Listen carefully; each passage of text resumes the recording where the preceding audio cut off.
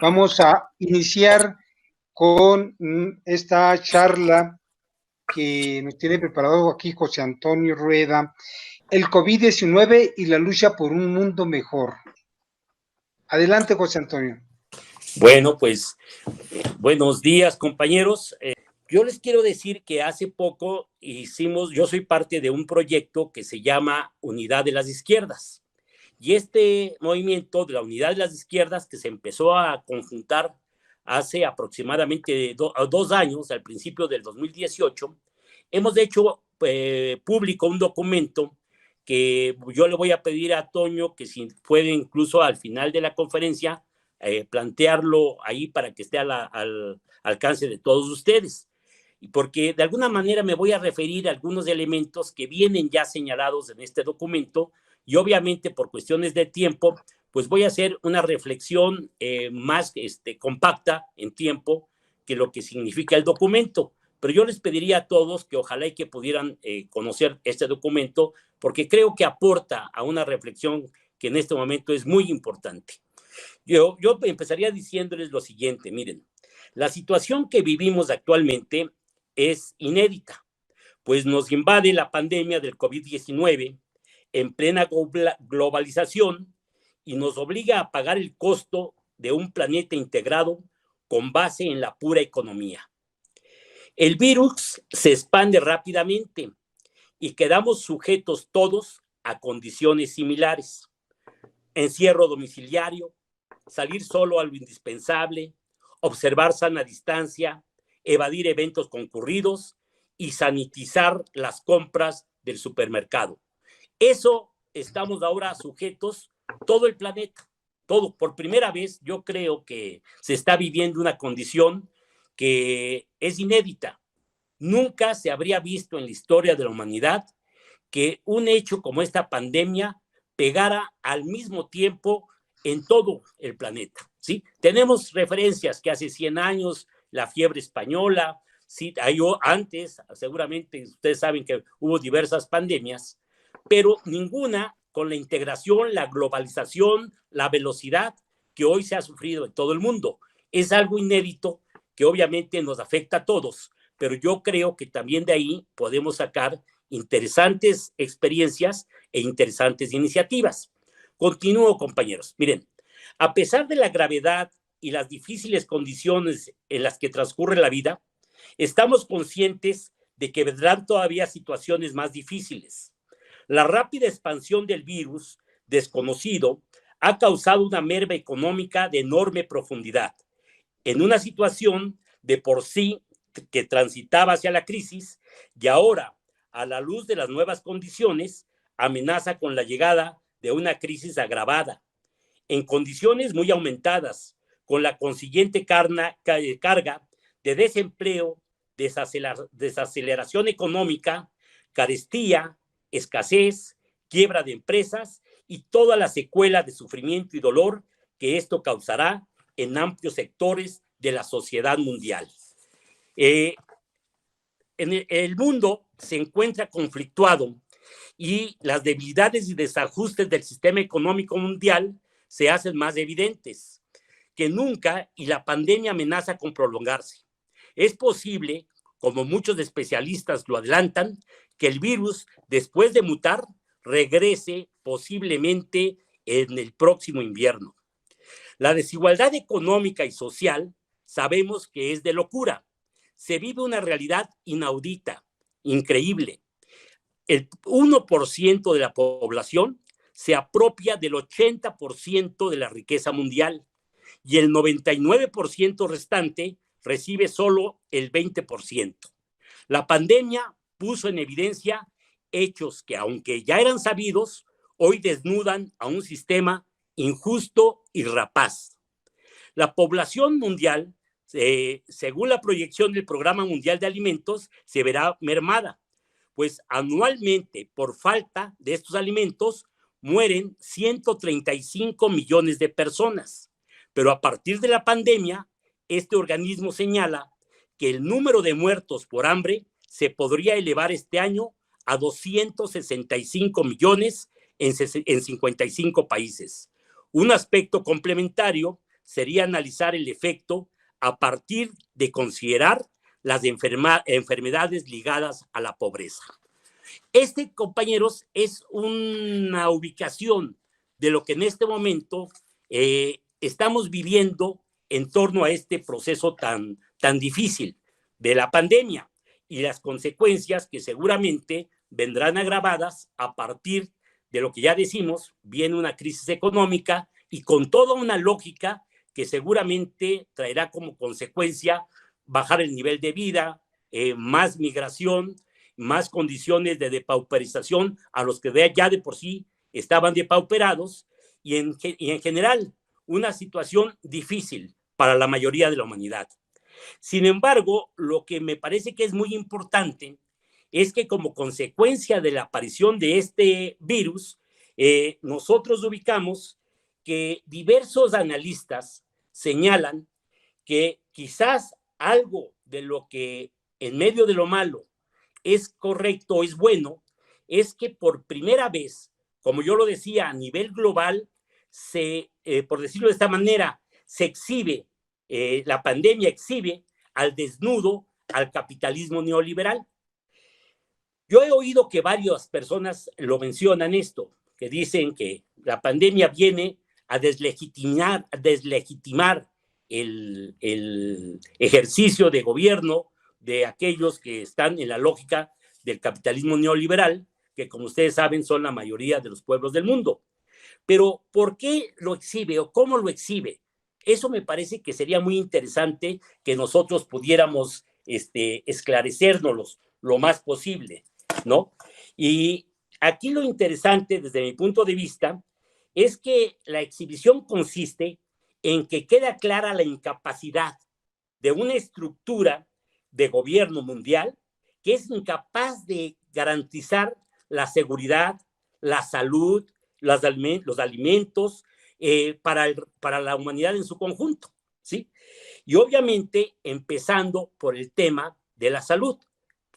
Aquí me pareció muy interesante, hace unos días hubo una conferencia donde participaron varios personajes importantes de la intelectualidad progresista del mundo. Y participó un personaje que seguramente ustedes conocen bien, que es Ignacio Ramonet. Él decía una cuestión que me pareció muy interesante. Él decía que la pandemia venía a actuar como una especie de revelador. Decía que en materia policíaca, cuando hay un crimen, un escenario de crimen, se usa una sustancia que se llama luminol. Dice que este luminol, a pesar de que hubieran borrado las huellas, a pesar de que hubieran escondido elementos en torno a ese crimen, ¿sí? Indicios del crimen, dice que se utiliza el luminol y a partir de ahí aparecen las huellas de sangre en un escenario determinado y a partir de ahí se puede ubicar y recrear el escenario del crimen. Y dice que eso es exactamente lo que genera el asunto de la pandemia, porque es un elemento que si analizamos parte por parte, obviamente el luminol aquí en ese sentido sería un luminol intelectual, ¿sí? Un luminol de razonamiento, pero vamos a encontrar una serie de elementos que nos hablan claramente del fenómeno que estamos viviendo, ¿sí? Y vamos a ubicar, ¿sí? A partir de esta ruta de pensamiento, las condiciones de desamparo en la que viven amplios sectores de la sociedad. Yo les hablaba ya de la tremenda polarización, las condiciones de explotación que hacen que muchísimas gentes no tengan ni siquiera un techo, no tengan ni siquiera seguro el alimento del día, pues menos van a tener condiciones para soportar una pandemia que les lleva a, por ejemplo, guardarse en casa, como decíamos, ¿sí? ¿Por qué? Porque están sujetos a una condición del día a día. Va a hacerse evidente que en una estructura como la que estamos viviendo, muchos preceptos que la lógica aconsejaría no se pueden cumplir porque estamos todos, o muchos sectores de la sociedad, en la lógica de la prioridad de la sobrevivencia y los grandes empresarios están en la lógica de la ganancia. Y por lo tanto, frente a una presión tan enorme como la que significa una pandemia, no vamos a tener condiciones de resolverla adecuadamente, pues la polarización en la sociedad es enorme entre una gran masa de personas arrojadas a la pobreza extrema, y una élite que concentra una riqueza desmesurada, una riqueza absurda, una acumulación irracional, ¿no? Porque ni siquiera, como ya se ha dicho en algunas ocasiones, serían capaces de gastarse el dinero que tienen acumulado una, dos, tres generaciones o más, porque es imposible por la cantidad de recursos que obran en su poder. Pero además queda claro, a partir del análisis de este tipo de fenómenos, que al capital, gran capital, a la oligarquía financiera, no le interesa salvar vidas, no le interesa generar mejores condiciones para la sociedad, y es incapaz incluso de satisfacer las condiciones más ingentes, más urgentes de esa sociedad.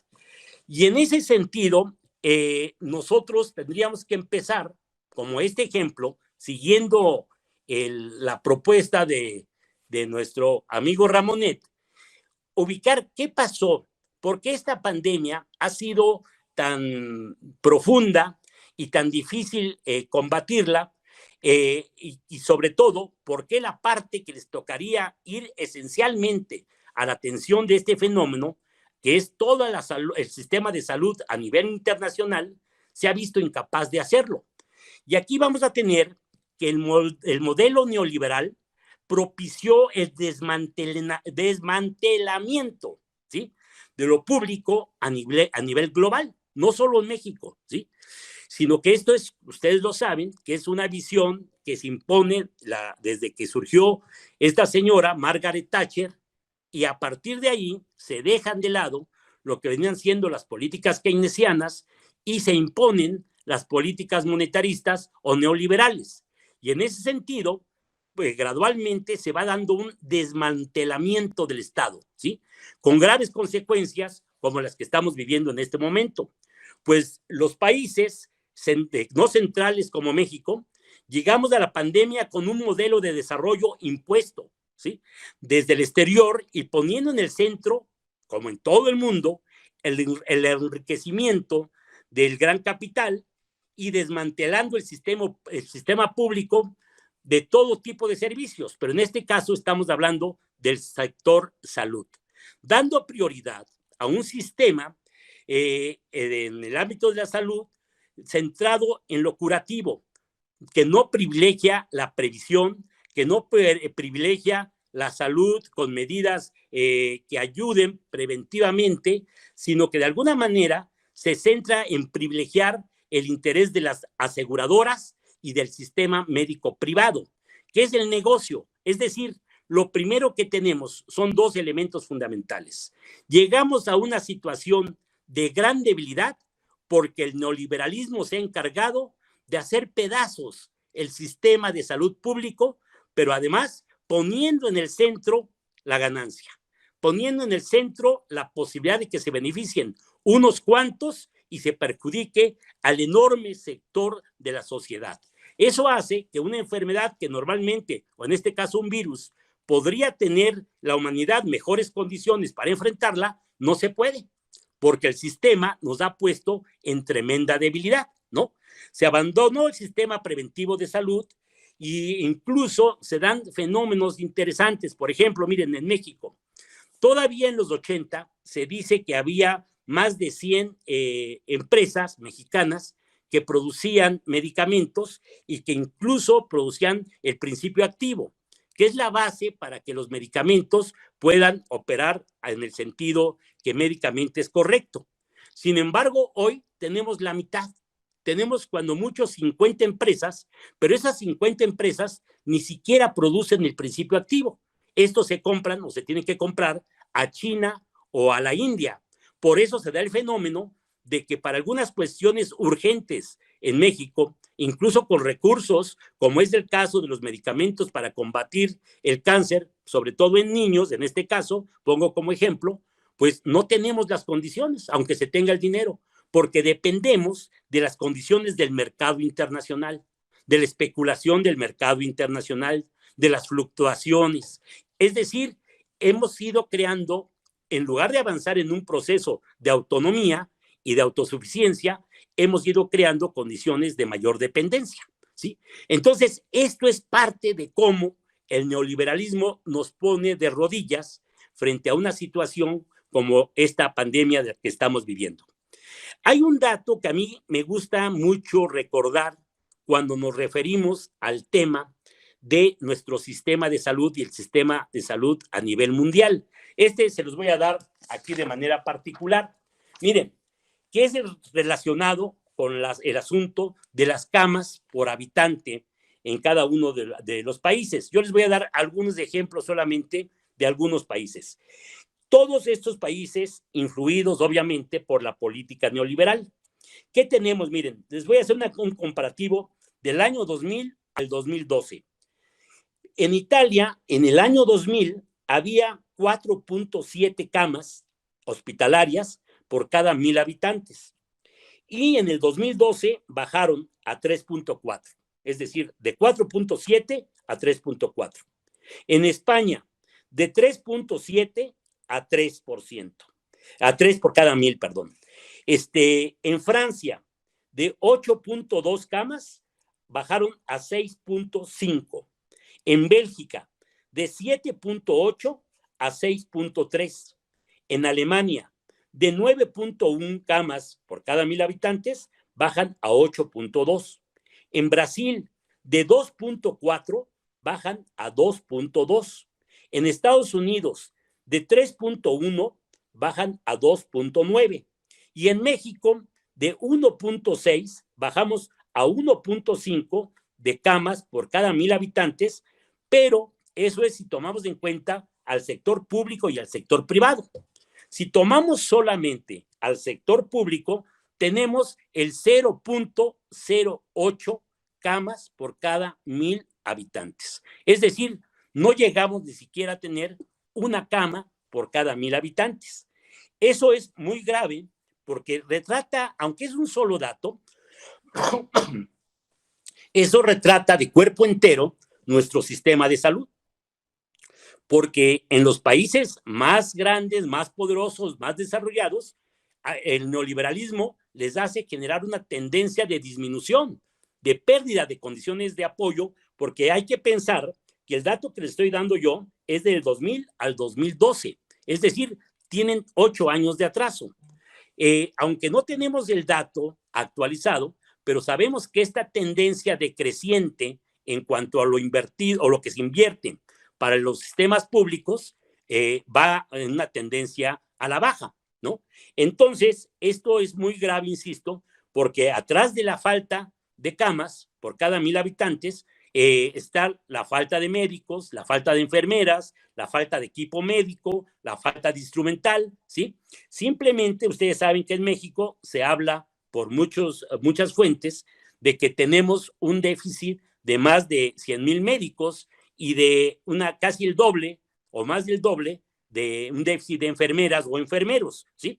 Quiero decirles que este dato es el dato del Observatorio Mundial de la Salud, ¿sí? Que depende de la Organización Mundial de la Salud. Es decir, es un dato oficial y en esas condiciones tenemos que efectivamente lo que yo les venía contando de que obvio que la visión neoliberal ha generado una situación de enorme debilidad de la sociedad para enfrentar este tipo de fenómenos como la pandemia.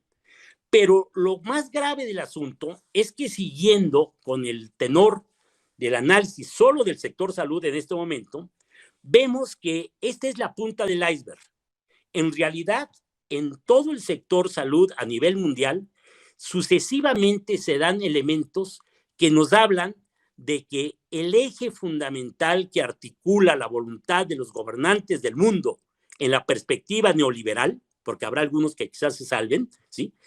Estoy pensando obviamente en los países que están luchando por marchar hacia el socialismo con todos los problemas que tienen, Cuba, Venezuela, en fin.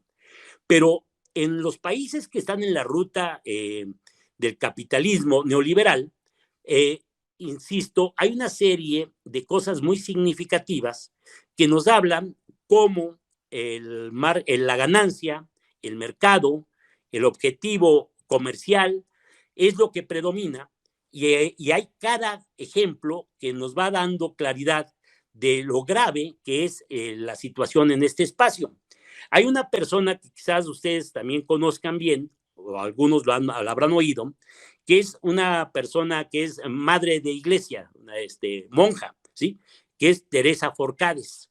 Esta señora es una muy especial porque aparte de que es médico, aparte de que es religiosa, es una investigadora social, y su condición médica le permite tener mucha claridad de lo que está sucediendo en todas las estructuras de poder en el ámbito de la químico-farmacéutica, de la Organización Mundial de la Salud, todo este espacio. Yo tomé 3 cosas que ella dice que me parecen muy aleccionadoras, porque les insisto, son elementos que nos vienen de alguna manera a enseñar una pequeña punta de un iceberg, pero que es fácil deducir qué es lo que hay atrás de eso.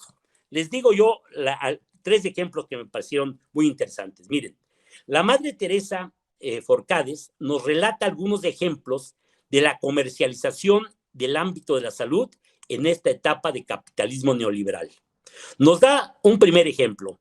Nos dice que en la India, en años pasados, alrededor del año 80 y tantos, se aprobó una ley para que se produjeran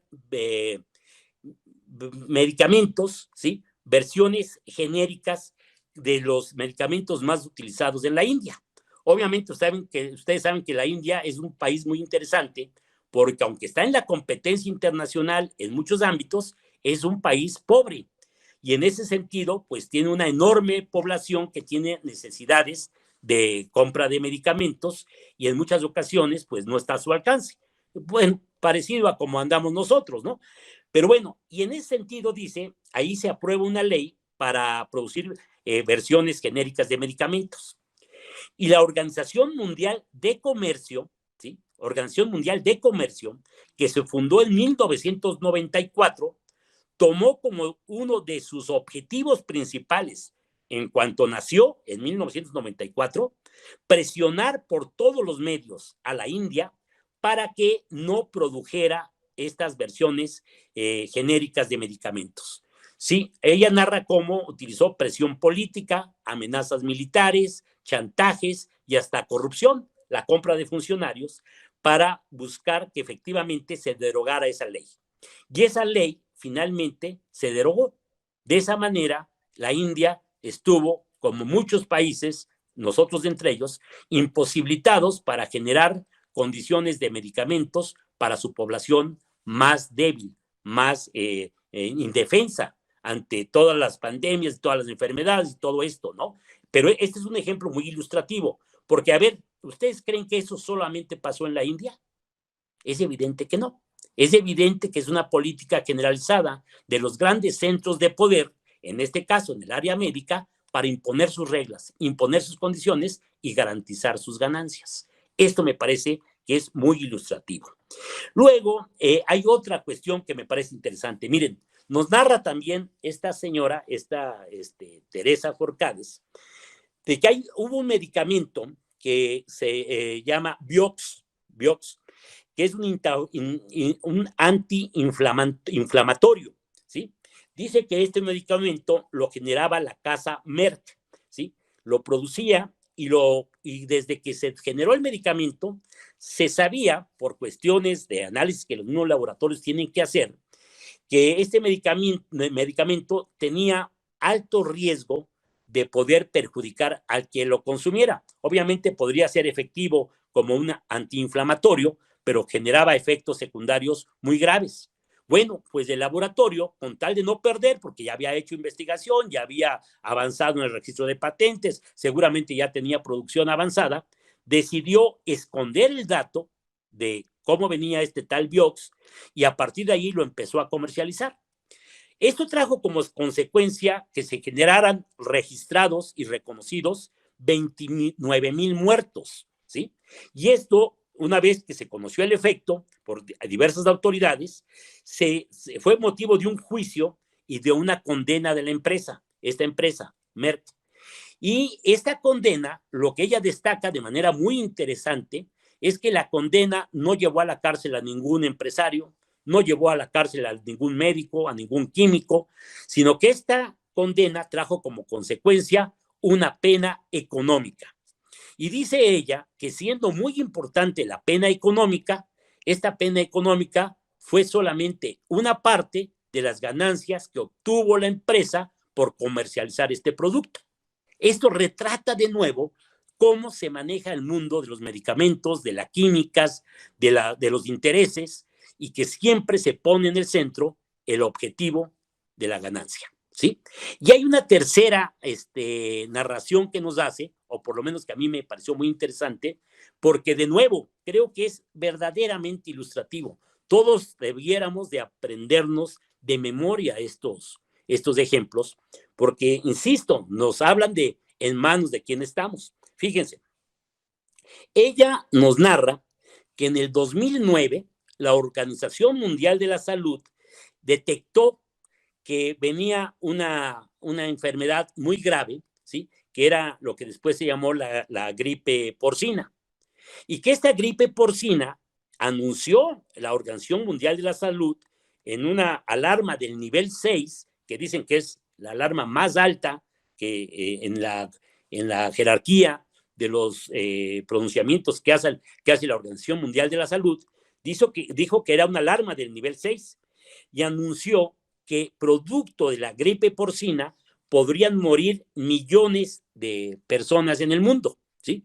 Por lo que estaban anunciando la Organización Mundial de la Salud, podríamos pensar que en 2009 venía una pandemia todavía más beligerante, más peligrosa que el mismo COVID-19 que hoy estamos sufriendo. Bueno, acto seguido, nos narra esta madre, Teresa Forcades, que a partir de eso, la Organización Mundial de la Salud genera una situación bastante interesante. Siendo que se trataba de salvar a millones de vidas, les da la licencia y la patente, que de alguna manera correspondía hacerlo a la Organización Mundial de la Salud, solamente a 4 compañías. Y de esas 4 compañías, en cuanto empiezan a entrar a un proceso de producción, se dan cuenta ellos que es muy grande el volumen de vacunas que tienen que hacer frente a la necesidad que seguramente se va a dar en el mercado. Entonces, una de ellas la señala por nombre la madre, ¿sí? La GlaxoSmithKline, decide hacer por su propia definición una cierta alteración de la fórmula. Es decir, la fórmula de una vacuna, nos explica la madre, tiene 2 partes componentes. Uno es el antígeno, donde va un trocito del virus que se quiere, del cual se quiere inmunizar, ¿sí? Que se quiere anular. Y otro es el coadyuvante. Le llaman a una parte química que viene a complementar a la parte del antígeno.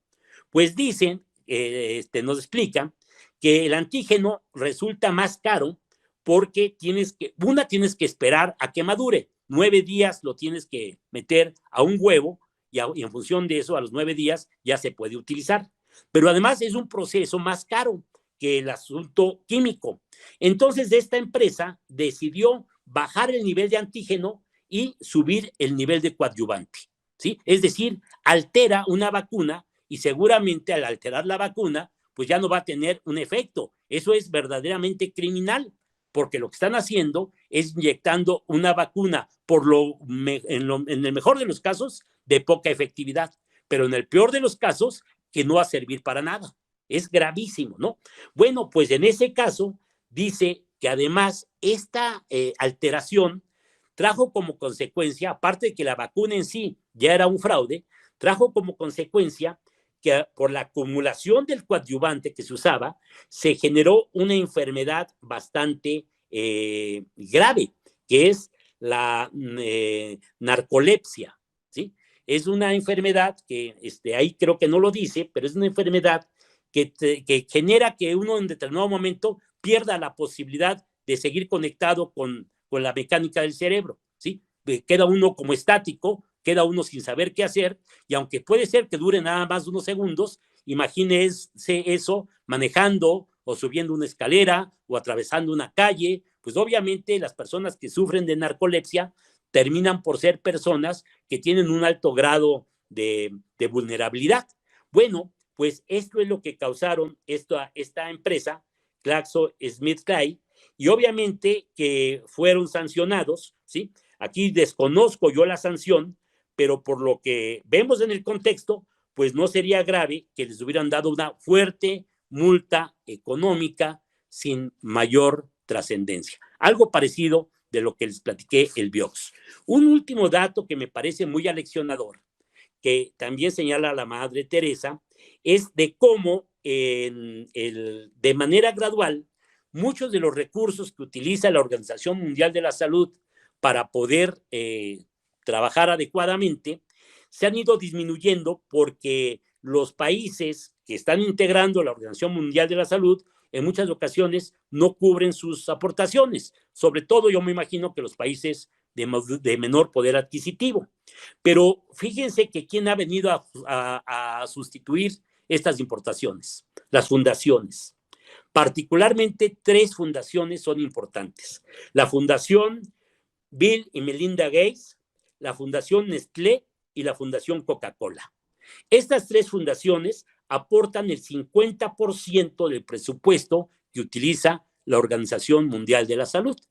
Entonces, es evidente que pudiéramos pensar, pudiéramos sospechar, creo yo que con alguna una duda razonable, que muchas de las cosas que decide la Organización Mundial de la Salud tienen una injerencia también de lo que hemos venido hablando, del interés de sectores empresariales que de alguna manera se ven favorecidos por una cierta política que les ayuda a mantener o a incrementar sus ganancias, ¿no?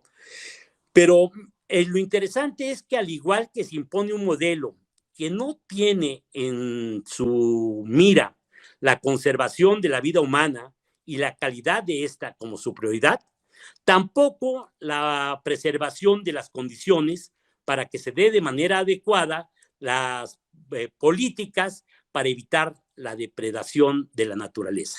Es decir, toda esta estructura de la que hemos estado hablando trae como consecuencia que no nada más tenemos una estructura débil en cuanto al tema médico, sino que si lo empezamos a ver en un contexto más amplio, ¿qué tenemos? Que efectivamente, como adecuadamente nos dice la doctora, pues vamos a tener que faltan camas, faltan cubrebocas, faltan medicamentos, faltan enfermeras, faltan médicos, falta equipo médico, faltan ambulancias, pero esto es lo que sucede en un espacio determinado, el que hemos estado hablando, el factor salud. ¿Por qué decía Ramonet, desde mi punto de vista, esto de que esta ruta exhibe en su conjunto al capitalismo? Porque aquí nos estamos dando cuenta de los mecanismos de control y los mecanismos abusivos que hay en este espacio de la salud.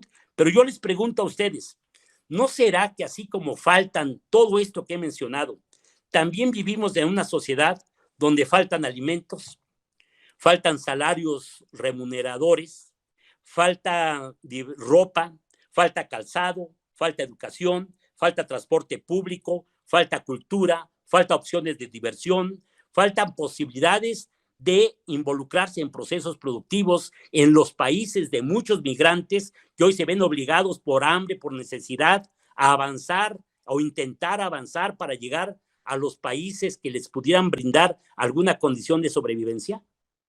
Es obvio que la respuesta es sí, pues eso es lo que exhibe precisamente esta pandemia, que todos los elementos que vienen a generar una estructura viciosa, abusiva, ventajosa para el gran capital en el ámbito de la salud y que hoy se ha dejado ver con toda su realidad, con todo su esplendor, con todas sus posibilidades, no es más que un ejemplo de cada una de las líneas de existencia que tenemos nosotros, ¿sí? Ya les decía yo, hablamos de de trabajo, hablamos de diversión, hablamos de sobrevivencia, hablamos de producción. Esta es la realidad en la que nos movemos como país. Bueno, pues entonces, compañeros, en esas condiciones, ¿sí? ¿Cuáles son las causas entonces de fondo de cada uno de estos elementos? ¿Sí? Ya no quiero yo abundar en otros temas para no desviarnos y utilizar más tiempo, pero la verdad que en esta consideración es claro para todos nosotros que hay una situación de mucha preocupación que quizás muchas personas no tomaban con la suficiente seriedad hasta hoy, porque no habíamos vivido esta situación que estamos viviendo. Y es la enorme posibilidad que tenemos a partir de las condiciones de agresión en que subsiste la naturaleza de este planeta, la enorme posibilidad que tenemos de avanzar hacia un colapso climático. Todos sabemos que esto se ha anunciado desde hace mucho. Todos sabemos que no se ha frenado, que los acuerdos de París que iban a frenar esto, ya simplemente los países más fuertes simplemente se salen y dicen que no lo van a respetar. Sigue la polución, sigue el deterioro de aguas, sigue el deterioro de ríos, de mares, sigue el saqueo abusivo de todos los bosques, la destrucción de los bosques. Ahí tenemos un ejemplo reciente con este tipo que gobierna el Brasil, Bolsonaro, que llegando él y se empezaron a quemar lo que quedaba de la selva. Bueno, eso nos está adelantando que en nuestro futuro, no muy lejano, nos puede estar esperando condiciones de un colapso climático que pudieran ser el asunto del COVID a la enésima potencia. Esto es muy importante señalar, ¿sí? Porque ahí tenemos esa presión enorme. Pero en estas condiciones yo les decía que si homogenizáramos todos los sectores que estamos considerando, ¿sí? En el ámbito de nuestra reflexión, ¿cuáles son los elementos que los unifican? Pues lo que los unifica, compañeros, es que hay tres causas fundamentales que se van a presentar en todos los elementos que hacen posible la vida humana. Uno, la irracionalidad productiva, ¿sí? Es verdaderamente de espanto que toda nuestra producción para que subsistamos como humanidad se hace bajo la base de una irracionalidad, ¿sí? Como yo les decía, se consumen bosques, se contamina el agua, se usan semillas no adecuadas para el consumo humano, se utilizan animales para comestibles que los cargan de determinados químicos, el clenbuterol, por ejemplo, a todas las aves en condiciones verdaderamente de espanto, aves que crecen artificialmente en cuestiones de días, pero obviamente con una carga genética y química transformada que trae como consecuencia pues que estamos acumulando condiciones para un gran conflicto de vida. Bueno, pues esta situación de la irracionalidad productiva se complementa con la sujeción a las leyes del mercado capitalista, ¿sí? Ya estamos mal en la producción, ahora vamos al mercado y el mercado tiene leyes muy determinadas, ¿sí?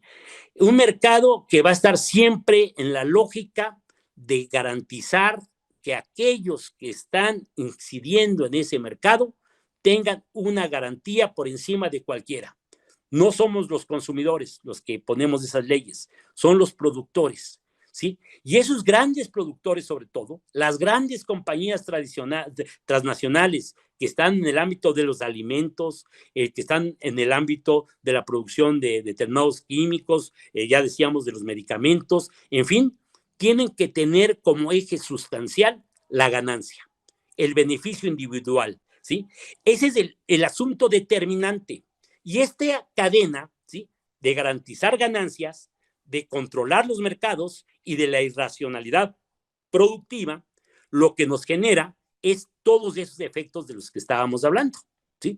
¿Por qué vamos a tener bajos salarios? Bueno, pues porque se requiere que los grandes empresarios tengan garantizadas altas ganancias, ¿sí? Y así sucesivamente, en cualquier cosa que vayamos analizando, tendríamos nosotros que valorar que este es el tema sustancial. ¿sí? Ustedes véanlo absolutamente en cualquiera de los elementos que nos rodean, en cualquiera mercancía que nosotros consumimos, y prácticamente pues vivimos en un mundo donde se tiene que comprar todo lo que utilizamos. Ya nadie produce lo que utiliza, ni de calzado, ni de ropa, ni de alimentos, nada, ¿no? Bueno, a no ser a los sectores de campesinos que producen para el autoconsumo, pero aún así ellos tienen que ir al mercado. Bueno, pues está gobernado por estos tres elementos, insisto, la irracionalidad productiva, el mercado con sus leyes abusivas y la ganancia como un elemento preponderante.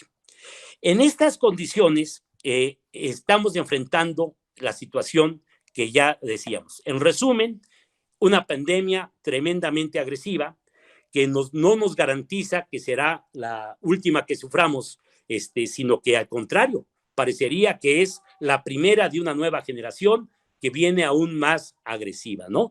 Hay especialistas que han hablado de que vivimos la etapa del 7 coronavirus y que los 4 primeros tardaron cientos o miles de años, ¿sí? Para generarse, y los 3 últimos, que son estos que estamos sufriendo, en muy poco tiempo se han generado como posibilidades para existir y obviamente con el prejuicio para la vida humana, ¿sí? Obviamente virus hay muchísimos, ¿no? Muchísimos, pero no todos atacan al hombre, a la mujer, en las condiciones que lo están haciendo estos coronavirus. Pero bueno, esa es la perspectiva en la que estamos. Tenemos esta pandemia, la perspectiva de nuevas pandemias, la perspectiva de las crisis económicas, y a eso agregamos todo lo que ya decíamos, el deterioro ambiental. Frente a esto, ¿qué hacemos, compañeros? ¿Por dónde avanzamos? ¿Por dónde generamos condiciones de salida para una situación pues altamente preocupante? Yo creo que en medio de lo malo hay 2 noticias que me parecen muy importantes. Miren, la primera, yo creo que así como les decía yo que es la primera vez que los pueblos del mundo sufren una agresión por parte de este virus prácticamente al mismo tiempo y en todo el planeta, eso está generando una reacción, una reflexión, una posibilidad de unificar esfuerzos a nivel mundial. Y esto es una enorme oportunidad que tenemos, porque si ustedes se dan cuenta, la lucha de los pueblos normalmente se da desarticulada, mientras la acción de los grandes oligarcas y sus medios de influencia, ¿sí? Ustedes saben que la prensa de cada país, los sectores oligárquicos de cada país, los poderes por regla general de cada país están subordinados a los grandes intereses internacionales. En México hoy vivimos una situación extraordinaria, porque por suerte nos está tocando que en esta etapa, al frente del gobierno, esté un hombre como Andrés Manuel López Obrador y buscando impulsar una política distinta. Pero sin embargo, no hay que perder de vista que estamos en una situación adversa, porque en la mayoría de los países del mundo lo que está gobernando es una visión neoliberal. Bueno, pero sin embargo yo les decía que la situación especial es que en estos momentos se puede dar por primera vez una articulación internacional de los pueblos del mundo. Normalmente nosotros sabíamos que había un conflicto en España, unos meses después podría darse otro conflicto en Grecia, antes había un núcleo o había un sector de gente de Brasil o de cualquier otra parte del mundo generando o luchando por conseguir mejores condiciones de vida y de alguna manera generar posibilidades de confrontar las adversidades que les imponen estos gobiernos neoliberales. Pues hoy estaríamos en una perspectiva de poder incidir de manera articulada en todo el mundo. Esto es muy importante. Ustedes saben que ya hay varias instancias que han ido surgiendo en distintos espacios del territorio del mundo, buscando generar iniciativas, propuestas, ¿no? Está la Internacional Progresista, de la que se ha hablado, está un frente cuya una figura más reconocible es del cineasta y director de cine Almodóvar, que también es un núcleo que se ha pronunciado en ese sentido. Está otro núcleo de Europa y de América del Norte, donde una figura destacada es Noam Chomsky. Está también el Grupo Puebla, que ustedes saben que integra a varios expresidentes de América del Sur, e incluso creo que también ahí participa el presidente de Argentina. Bueno, pues esta es una muy fuerte oportunidad que tenemos, porque, insisto, si bien en el pasado se han hecho intentos, creo que hoy habría todas las condiciones para generar una gran propuesta que integre un programa, que articule una visión, que genere posibilidades de movilizaciones de carácter internacional, donde al mismo tiempo se pueda incidir en todas las capitales o en todos los centros de trabajo, en fin, del mundo, ¿no? Esto me parece a mí muy relevante. Pero hay otra ventaja que yo creo que es muy relevante. Miren, nosotros sabemos que hasta el momento muchos de los avances tecnológicos han sido capitalizados, sobre todo también por las mismas empresas de las que estamos hablando, ¿sí? Han sido capitalizados por sectores que tienen el poder de los grandes medios de comunicación. Sin embargo, es importante observar que movilizaciones, articulaciones, concertaciones, que en el pasado eran muy difíciles, ¿sí? No era fácil que sectores sociales estuvieran trasladándose por distintas partes del planeta. Hoy, afortunadamente, tenemos los medios de comunicación.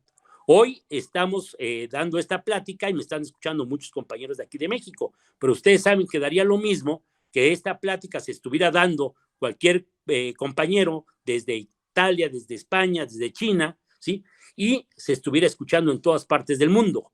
Esto es un elemento que juega a nuestro favor, porque hoy tendríamos las condiciones no solamente de una articulación, de una voluntad mundial, sino también tenemos las condiciones de una comunicación que puede jugar muchísimo a favor de esa visión, ¿sí? Hay muchas ideas respecto a los elementos que pudieran concertar o concentrar lo que hoy podrían ser demandas de carácter importante a nivel mundial. Sin embargo, eso se tendría que surgir como producto de una reflexión precisamente en estos espacios de discusión. Lo que creo que es muy importante señalar a esta altura, ya concluyendo, son 2, 3 cosas relevantes de verdad. Hay algunos analistas que casi dan como un hecho que frente a una situación como la que estamos viviendo, de manera natural se podría evolucionar hacia una condición de mejoría para lo que hasta hoy ha sido la condición de existencia de la vida de la humanidad. Yo creo que es muy peligroso que nosotros pensemos que solamente por inercia las condiciones van a cambiar. Bueno, varios analistas he escuchado que lo dicen. Dicen, el COVID-19 sacude a la humanidad, pero no sustituye las revoluciones. Obviamente no están hablando de revoluciones armadas, eso creo que ya nadie habla de eso, pero sí están hablando de revoluciones del pensamiento, revoluciones de la organización, revoluciones en la relación entre los distintos sectores de la sociedad. Insisto, eso no se va a dar de manera inercial. Si no somos capaces de reflexionar, de concientizarnos, de organizarnos, de tomar impulso y de generar iniciativas colectivas, no va a haber cambios. Incluso hay algunos intelectuales, algunos analistas que señalan que la salida de no haber ese despertar de los pueblos pudiera ser una salida conservadora, una salida que venga a hacer todavía más duras las condiciones de existencia. Y esto también tiene que ver con el desarrollo particular de los pueblos. Es decir, no podemos pensar que se va a generar un movimiento internacional potente si no estamos anclados en condiciones de desarrollo organizativo en cada país. Particularmente a nosotros nos compete ver cómo generamos las condiciones para tener una sociedad altamente organizada, una sociedad que realmente esté en condiciones de generar condiciones de cambio en nuestro país y generar condiciones incidiendo con otras fuerzas a nivel mundial. Esto es algo fundamental.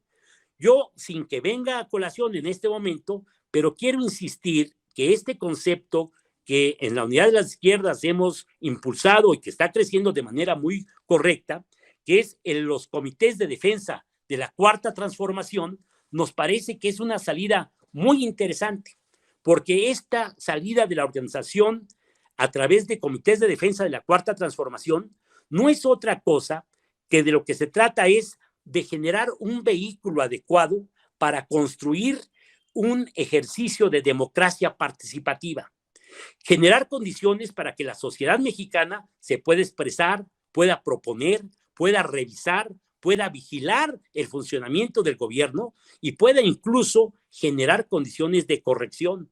Sí, que incluso los gobernadores, los diputados de cualquier partido, pero especialmente de los de Morena, reciban observaciones de la sociedad diciéndole, no, eso no está bien, esto otro hay que profundizarlo, pero desde la sociedad organizada, ¿sí? Pero además los comités de defensa de la Cuarta Transformación nos permitirían reconstruir el tejido social.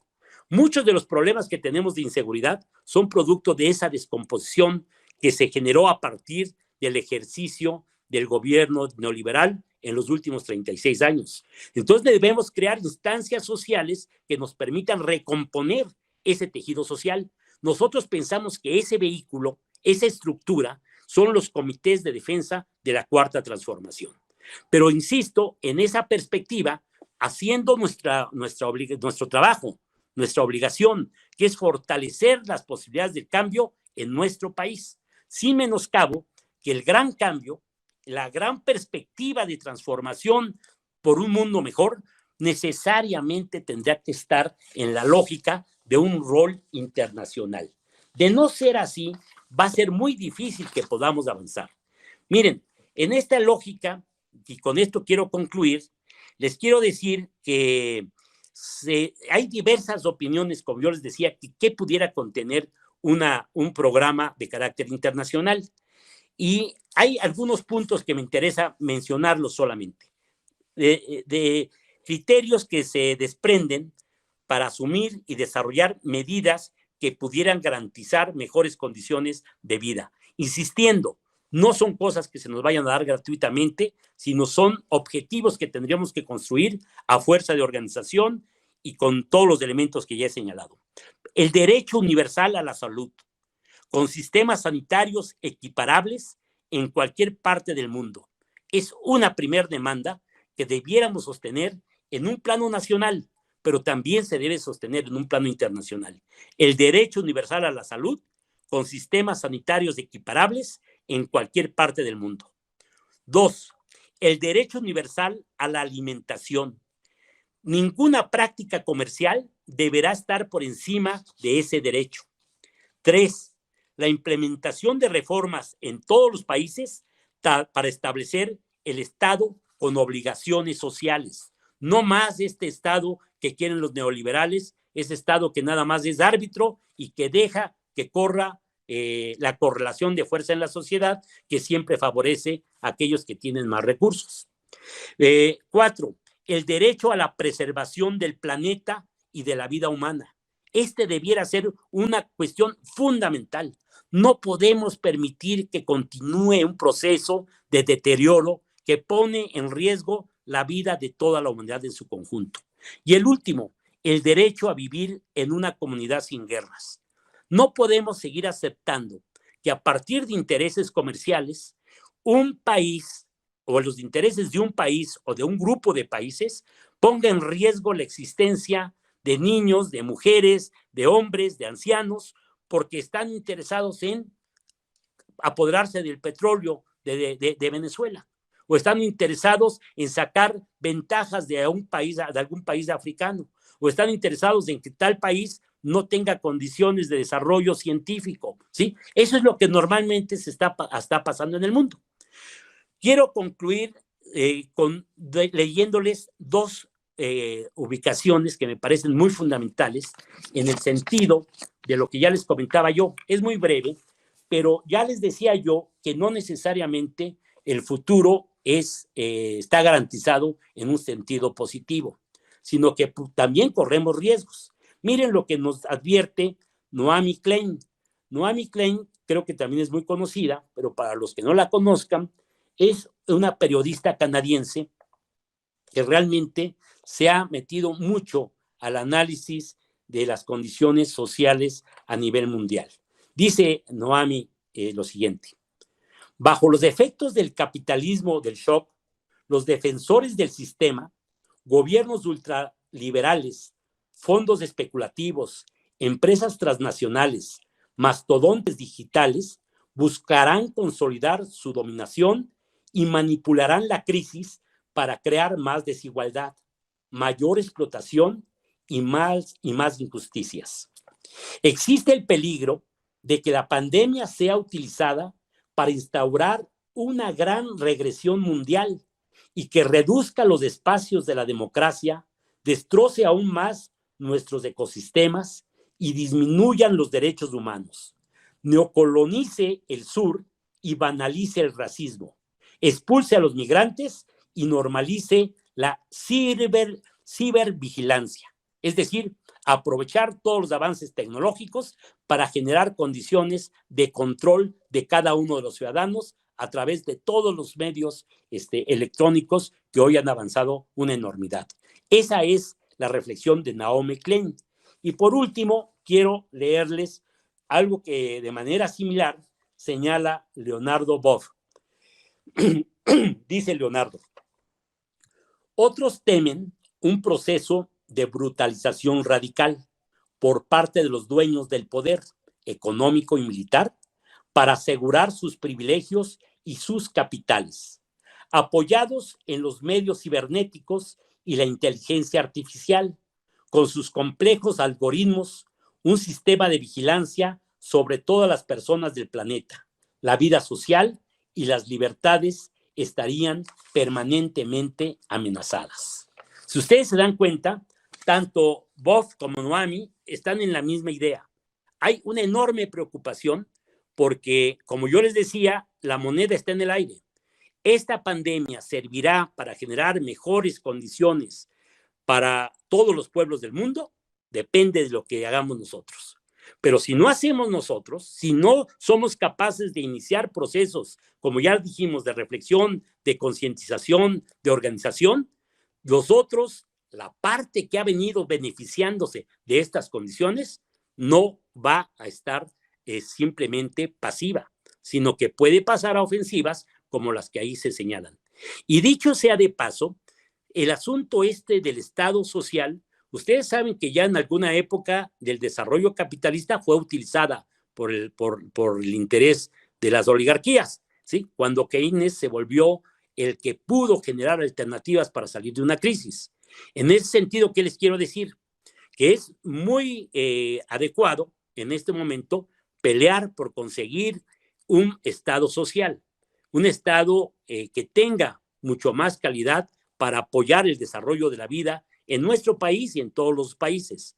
Pero esto no es una solución de fondo, es simplemente una parada a mitad del camino. Yo creo que nosotros tendríamos que contemplar las condiciones para ir a una perspectiva que realmente resuelva las cosas de fondo. Es decir, una producción que no lesione la naturaleza ni a las personas, ¿sí? Que no sea eso que decíamos, una producción irracional. Un mercado que sea un ámbito de intercambio, pero no un ámbito de sometimiento, ¿sí? Y una condición que posibilite que el mundo gire en torno a las necesidades de la sociedad, de la humanidad y no del interés. No del interés de unos pocos que ya son enormemente ricos, pero que tienen como objetivo conseguir todavía más riqueza a una costa de la existencia del propio planeta y obviamente de la humanidad.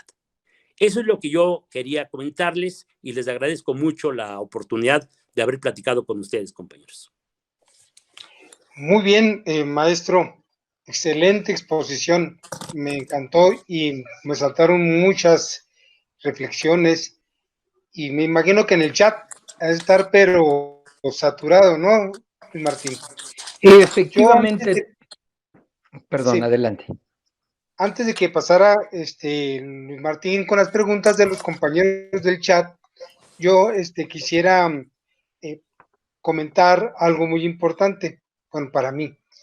Creo que lo que planteaste es realmente muy preocupante, pero también es necesario pensar en estas dos posibilidades y saber cuál es nuestro papel en este momento que se ha convertido en una gran coyuntura.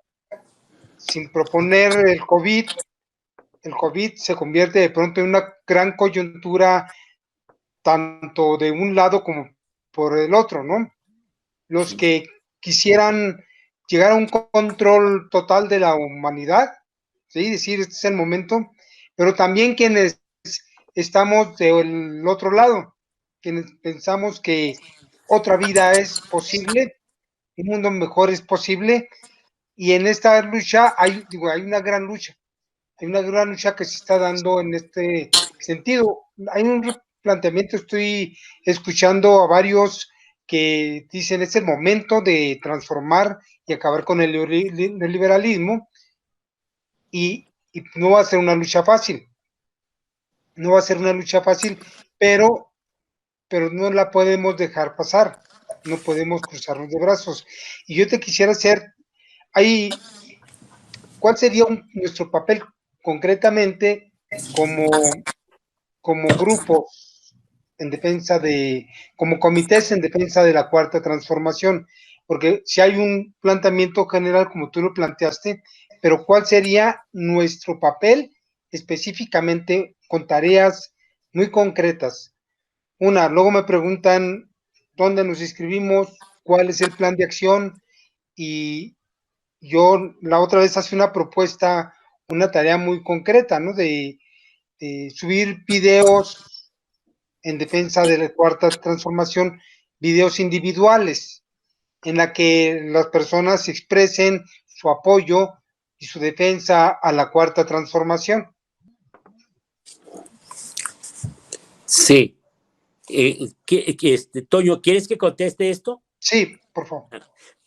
Miren, yo creo, como dice Toño, creo que fue el sentir fundamental de mi intervención, es que distingamos las condiciones que tenemos y efectivamente son un gran reto, en el cual no podemos quedar nosotros inmovilizados, ¿no? Perdón. Sobre todo que, miren, hay cosas que son casi personales, pero yo creo que no son tan personales porque muchos de ustedes han de estar viviendo condiciones similares. Yo en estos últimos días he tenido problemas muy fuertes de percepción porque he visto cómo compañeros muy queridos por mí, muy queridos, han muerto por el COVID-19. Apenas el día de antier, un compañero muy querido, Horacio Gaspar Lima, un hombre que venía de la lucha de muchos años, un hombre que estudió en la Patricio Lumumba, murió de COVID-19. Pero antes otro compañero, Mauricio, también, otro compañero de Quintana Roo, Meckler, y así, hay una lista. Y yo, compañeros, pienso en esta situación que si la vida nos ha puesto frente a un virus que es capaz de que muchos compañeros son arrancados de la vida inesperadamente, nosotros los que seguimos con vida, obviamente tendremos que cuidarnos mucho para no exponernos, pero vale la pena que dejemos de pensar en la próxima elección sin descuidarla, ¿sí? Sin descuidarla, porque está jugando mucho ahí también, pero dejemos de pensar en la lógica individualista, a ver si soy candidato.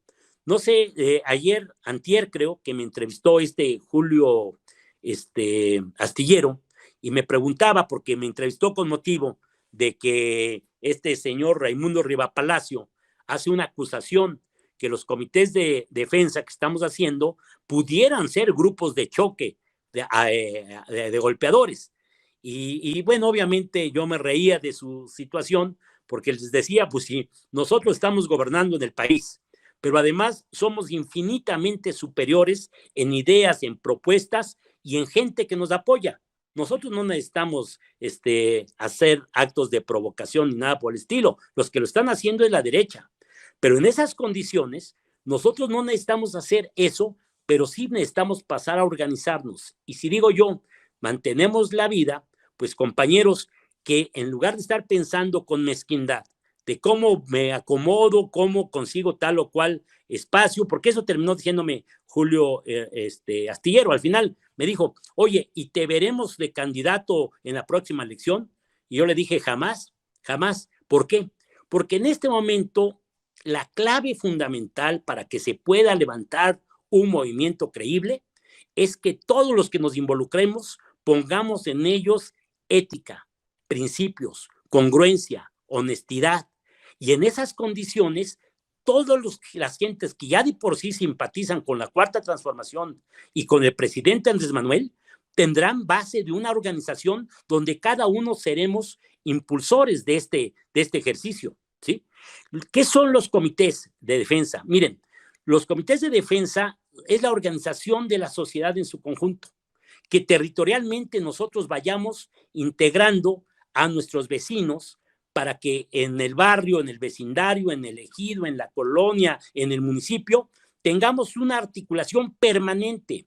No son los comités partidarios, que les quiero decir que esto no entra en contradicción. Yo soy morenista, yo soy del partido de Morena y lo voy a seguir siendo. Pero esta estructura de los comités es mucho más amplia y es mucho más de abajo, porque es una estructura donde no vamos a hacer ninguna separación entre una persona que es de Morena y una que es del pueblo y que no tiene ninguna afiliación. Incluso si una gente del PRI, del PAN, del PRD de base quiere entrar a un comité de defensa de la Cuarta Transformación, bienvenido, porque ahí lo que se va a discutir son los problemas de su entorno y los problemas grandes del país. ¿Y qué vamos a discutir, por ejemplo? Miren, si discutiéramos la pertinencia o no de una ley, ustedes saben que es muy difícil ir y decirle a su diputado, y máxime ahora si el diputado resulta del PRI o del PAN, pues va a ser más difícil decirle, ni nos va a apelar. Pero si lográramos, por ejemplo, que en toda un área hay, vamos a suponer, 10,000 comités en una zona que ya sabemos que está gobernando el Bronco en Nuevo León. Bueno, pues 10,000 comités pueden decir esto no y generar una opinión en ese sentido y acotamos al personaje porque es una decisión del pueblo, es desde abajo, ¿sí? Normalmente el pueblo, ¿cómo se expresa? A través de la democracia tradicional, de la electiva. Puedes votar y quizás cuando haya otra elección ya no votas como uno con el Bronco, pero normalmente entre periodo y periodo de votación no tenemos forma de expresarnos, estamos mudos, podemos hacer una marcha, un meeting, pero aislado. En cambio hoy en México yo parto de que tenemos las condiciones para que la gente del pueblo se organice y tenga condiciones de una estructura permanente que esté funcionando. Obviamente, como no nos dedicamos a eso, no se dedica la gente a eso, podemos tener una reunión cada 15 días o cada 3 semanas, ¿sí? En épocas que haya cosas que discutir, se hacen más seguido, pero lo importante que esa es la verdadera democracia participativa, la democracia desde abajo, que no está esperando que sea el día de la elección para que se vote alguna iniciativa por ahí perdida, y es una sola entre 1,000 cosas que son importantes. En cambio, la democracia participativa a través de los comités de defensa de la Cuarta Transformación está activa, está vigilante, está actuante en cada uno de los procesos importantes de la vida cotidiana de la población. Ese es el esfuerzo que tendríamos que hacer en este momento. En el pasado no se podía porque teníamos un gobierno del PRI, del PAN, que te iba a reprimir, que iba a perseguirte, que detectaba quiénes lo estaban impulsando y lo primero que hacía era inventarte cualquier cosa para meterte a la cárcel o para anularte o para amenazarte. Hoy estamos viviendo una condición de libertad que nunca ha habido en México, ¿sí? Y que incluso la están aprovechando todos estos sectores de derecha para estarse expresando, golpeando, atacando. Bueno, pues nosotros tenemos que ser también los primeros que utilicen estas condiciones para el impulso de la organización de la sociedad mexicana. Y es una estructura además que es imposible que alguien la controle. Es decir, ustedes creen, nosotros la estamos impulsando para que se organice la gente, pero ahorita la empujamos hace 35 días. En este momento se han integrado como 3,200 compañeros en 35 días, más o menos 100 diarios, ¿sí? Cuando esta estructura llegue a 10,000, a 20,000, a 30,000, a 50,000, ¿quién controla esto? No se trata de controlar desde arriba, compañeros. Se trata de generar poder desde abajo. Cuando vaya discutiendo la gente los temas claves, ellos son, la gente desde abajo, los que van a subir propuestas para que los dirigentes, los funcionarios, los jueces las acaten. Claro, por los mecanismos legales que se tienen que ir dando, pero ese es el poder desde abajo, el poder de la sociedad.